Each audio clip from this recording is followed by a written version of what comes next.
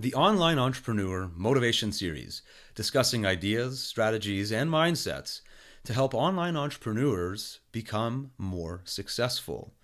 Today, we're going to be talking about productivity, being productive. One of the most important things you can do as an online entrepreneur.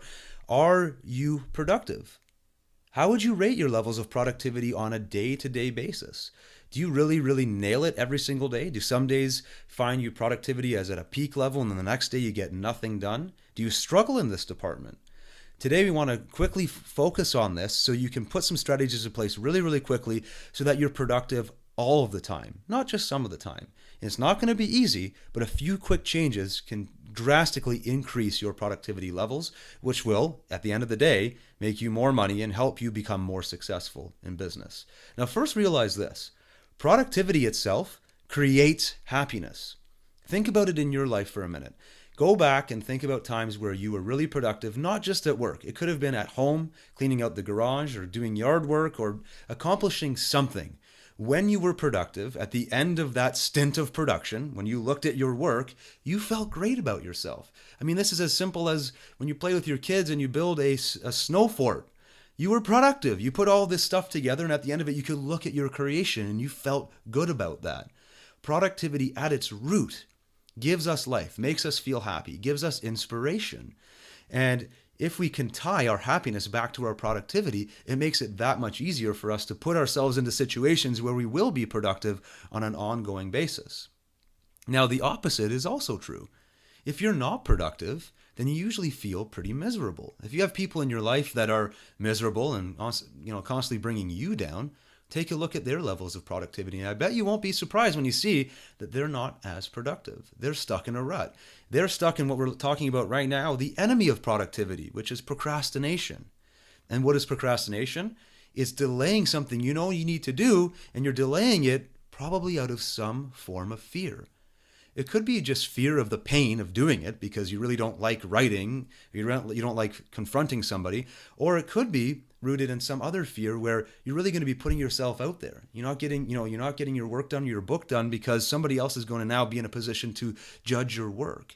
And so instead of doing this thing that you should be doing, that's going to make you productive and grow your life and business, you're doing something else like checking email that you rationalize in your mind is also an equally important task when it's nowhere near as important as this productive task that you should be doing right now. And your body, our bodies are naturally built this way. We feel horrible when we're not productive. And procrastination makes us feel horrible. So the only antidote is to turn it around and become productive. And that's the key. The key is real productivity comes from the necessity to deliver. If you are on the hook, if you have a deadline and there's no way out, you get a lot more productive than if there's a soft deadline or a floating deadline or no deadline at all. Think about any time you've set a project for yourself. If there was a deadline and there were people waiting on you, you got it done. If there was nobody waiting, you didn't get it done. Maybe you did, but you're an extraordinary individual. Chances are you did not get it done. So knowing this, you can start architecting your days and your agendas and your schedules so that you put yourself in a position on purpose where you have to deliver because there are people waiting, there are agendas or deadlines to be hit, and if you don't, there are consequences to pay. And that's not always easy to make that decision, but is the only way to guarantee productivity on a day-to-day basis. You might motivate yourself. You might watch a bunch of motivational videos or listen to really energetic music and get pumped up and increase your productivity in the short term. But without that intrinsic built-in necessity to deliver, I guarantee your productivity will dip unless you've absolutely conditioned yourself to do this on a daily basis. Most of us haven't, so we've got to create these instances or these forms that lock us in to delivering on our commitments. That's where productivity comes in. So let's talk about some exercises that will help you become more productive. There are two things you need to do. First, make a list of when your productivity peaked. Why did it peak? Think back. It's probably because you were locked in. You had some kind of agenda to deliver on. Somebody was expecting something of you, and you got it done. Then go back and make another list of when your productivity dipped. And why did it dip?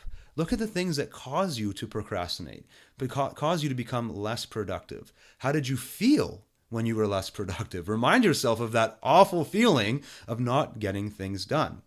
Then go ahead and lock yourself into more and more situations where you will be forced to be productive. Make it a daily habit.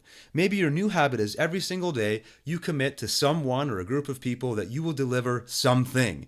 And by virtue of doing that, the just very nature of doing that, you will be a more productive individual. This will help you habituate productivity into your life.